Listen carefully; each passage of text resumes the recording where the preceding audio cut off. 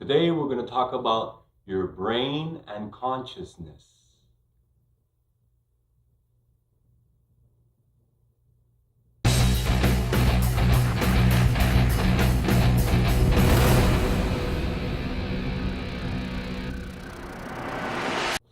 All right, this episode's really going to be a mind bender. Come down the rabbit hole with me. We're going to talk about the brain and consciousness. So first things first, if you were to flip a quarter over and over and over, and you will, let's say, heads to come out more, would it affect anything? Will heads come out more than tails if you will it, if you concentrate and will it? The answer is yes. Check this out. After many years of experimentation, random systems seem to be the best approach. Originally tossing dice, flipping cards, things of that type. And eventually the field settled on the use of electronic random number generators, which are like electronic coin flippers. One of the ideas about what consciousness is an organizing principle or an organizing force. So maybe if you project some aspect of your awareness into that system, or you include that system in your own thoughts, that it too would become slightly more coherent.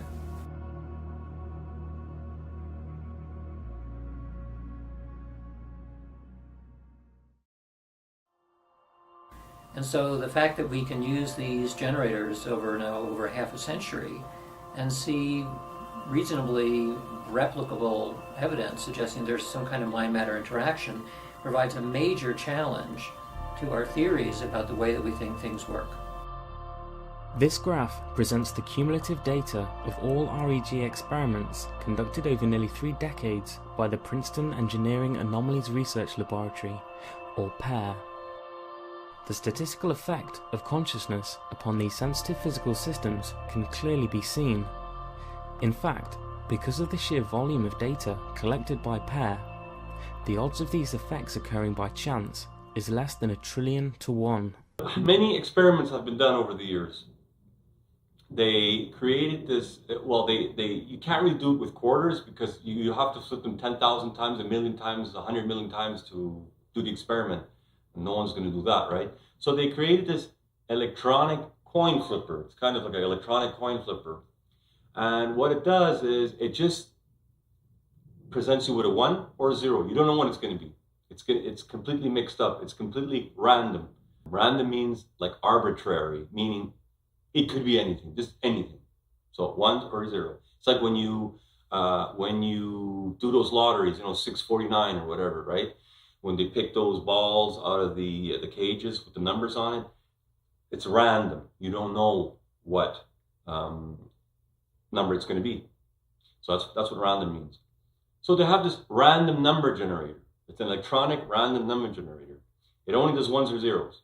So the experiment is this. They put the random number generator in front of you. The person sits down and he wants, or he concentrates, I want 1s to come out. 1s to come out. 1s all the time. Every single time I want 1 to come out. I want 1 to come out. They concentrate like this. And lo and behold, experiments show that 1s come out more. 50s are baseline, right? Because if you flip a quarter, it's going to go heads, tails, heads, tails, tails, tails, tails, heads, tails, heads, heads. Like, you could have, let's say, 10 heads in a row. If you flip a quarter, it could happen 10 heads in a row. But then the tails are going to come out again, right? So the same thing with the number generator. It could be 1 1 0 1 0 1 0. Then at one time it could do 1 1 1 1 1 20 times. Who knows, right? That's a little bit off the scale. But there's a how can I say, an average of statistics that and that average of statistics is 50%, because it's either this or that, half. It's either this or that. All right, 50%. So there's a 50% chance that the 1 0 are come up. But if you concentrate, let's say a 1 to 1, it can be as high as 52, 55, even 58%. More 1s will come out than 0s. So you are actually, by just thinking and concentrating and focusing, you are affecting something else that you're not even touching. These experiments were done over and over. I'm going to leave references down below underneath this video. So if you want to check them out yourself, you can check it out yourself, or you don't. Doesn't really matter. So that's one example that I want to give. Here's another one. They have the same number generators. They have them all over the planet. They put these number generators all over the planet in different countries all around the globe. And then they have also atomic clocks, which are the most precise way of measuring time that we know of. And the reason why it's precise, it vibrates, but it vibrates very, very steady. So the vibration doesn't go up or down. It stays very steady. Now it does go up and down, but of all the stuff that we know, it's the least, it varies the least. That's why we use atomic clocks. So they have these atomic clocks all over the world, and them too, there's a baseline of that vibration. It's usually always like this. On average, it would be in whatever, difference that is.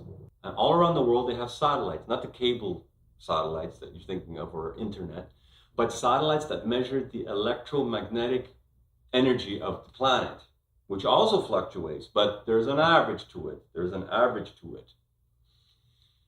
And what happened is that on 9/11, a big event, right? 9/11, one of the biggest recent events that happened where everybody was focused on it. Everybody was looking at news and watching those videos and stuff like that. Well, they discovered that on that day, all those three areas that I just said, the random number generator, atomic clocks, and the satellites, they all went off the scale. The measurements did not stay average. It went haywire. And the bizarre thing about it is that it started going haywire 4 hours before the first plane even hit the building. It started going haywire. That's bizarre.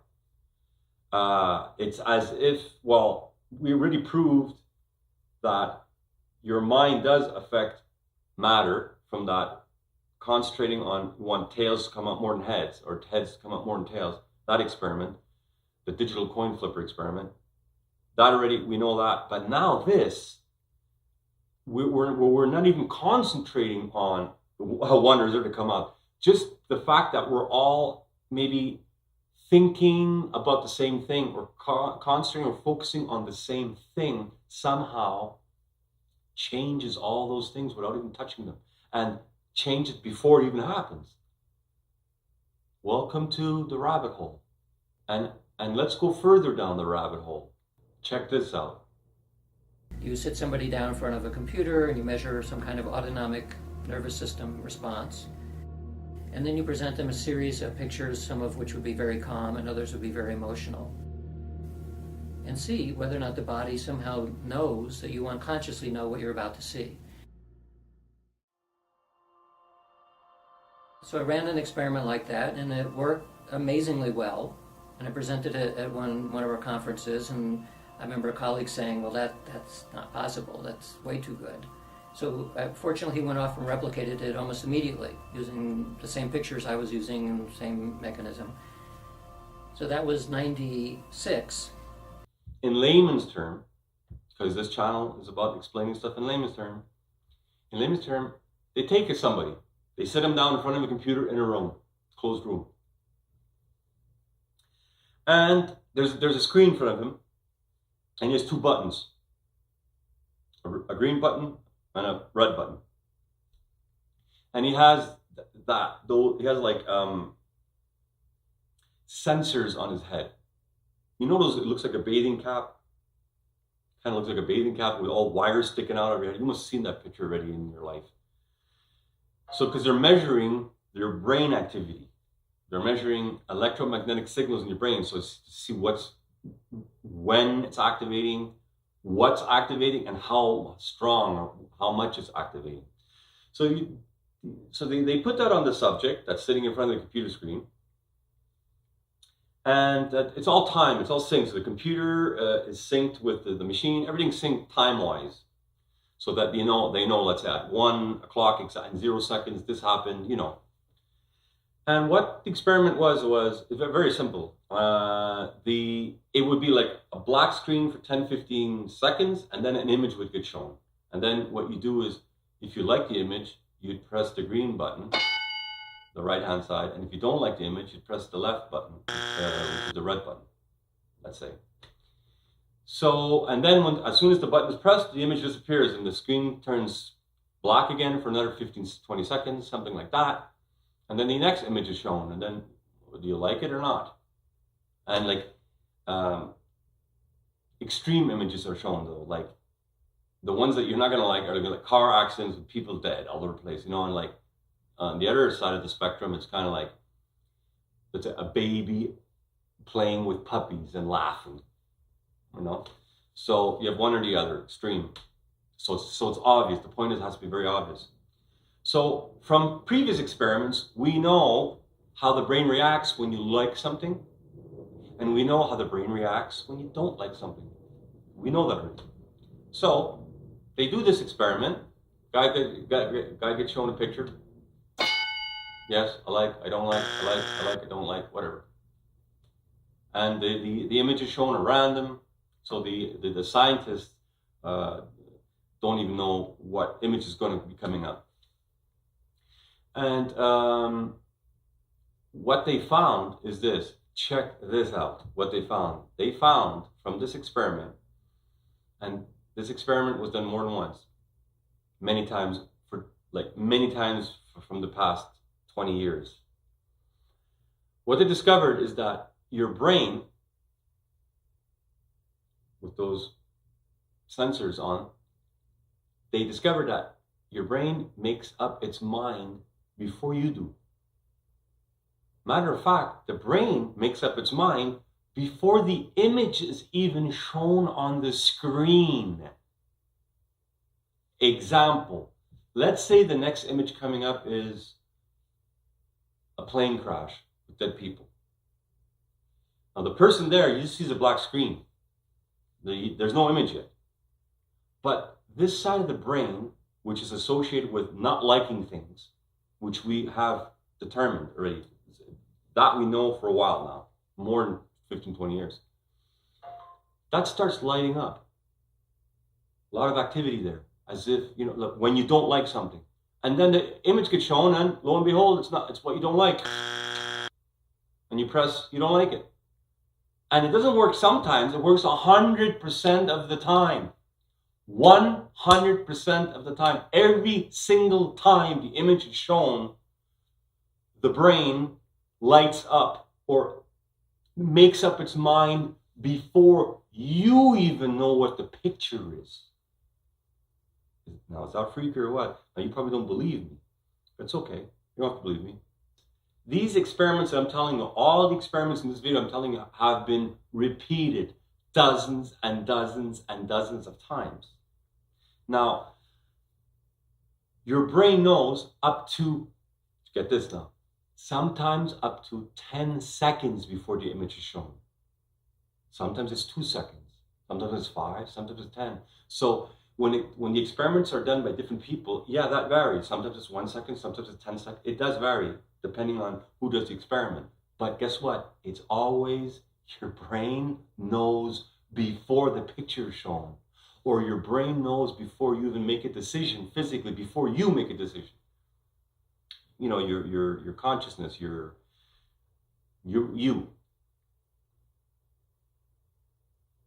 wanted to go down the rabbit hole. That's what you get. Now, as fascinating as that is, and as unbelievable as that is, what I just told you, that experiment. It started with the Libet experiment, actually. The Libet experiment was done a long time ago, I think in the 40s or 50s. And I believe the professor was called Dr. Libet, I think, or something. And he just kind of discovered this, but what he discovered was, it wasn't as much. It wasn't like 5 seconds, 10 seconds. It was like milliseconds. It started with that, but over the years, different experiments, the experiments have evolved into more elaborate and different types of experiments that show your brain is constantly making decisions 2 to 10 seconds before your conscious mind, or consciously you, even know about it, even know about the question. That's freaking crazy. Now, to go even further down the rabbit hole, another experiment was done. Also, not just once, many times, over and over. And what happened in this experiment is it's kind of the same thing like the person sitting in front of the computer screen, except not only did they have a what's that thing called? I forgot what it's called. Anyways, all those wires coming from your head.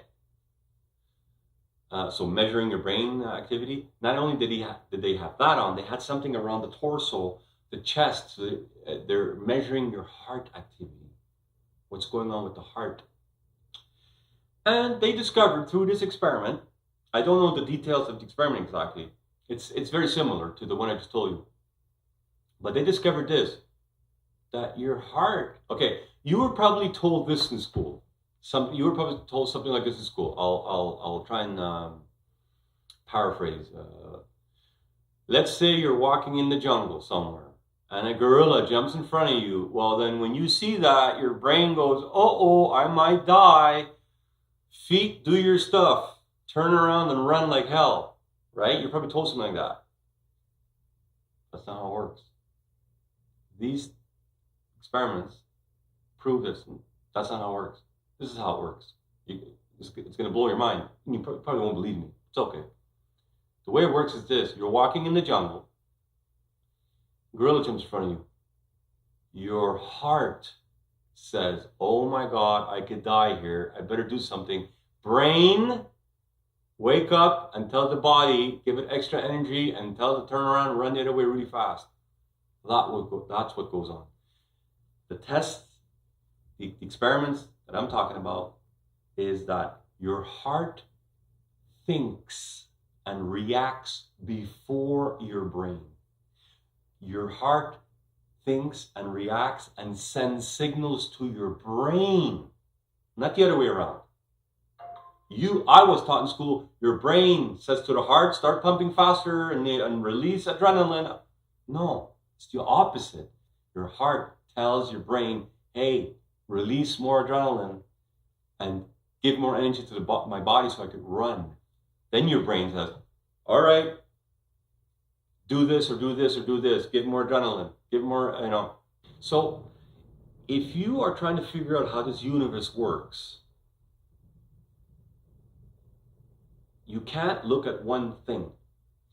The way the whole science community and world, the science community worlds with physics, quantum physics, chemistry, and all that, it's all compartmentalized, little compartments. In other words, this guy's studying this part of science, this guy's studying that part, And then when they're asked in an interview, how do you think the world works? Or they ask, they ask questions, and he says, well, I think it works this way because of what I learned here. And I think it works this way because what I learned in this part of science. And this guy says, no, I think it works this way because what I learned. This guy says, no, it doesn't work that way. It works this way because of what I... Now, you're never going to find the answer of how the universe works, or we're not going to get ahead. And you have to put all the pieces together. That's the only way. And right now, the way the science world is, it's all compartmentalized.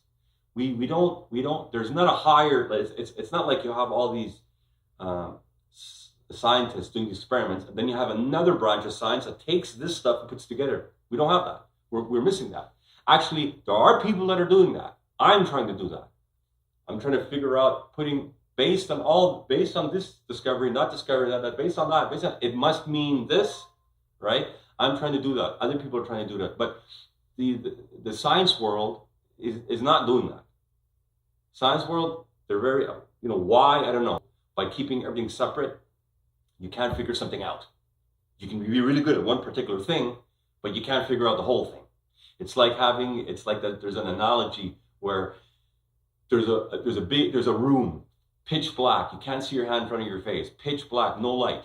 And there's an elephant in there. And they put one person in that, and you're not allowed to move. They put one person in front of the elephant. They put one person on the side and one person maybe toward the back.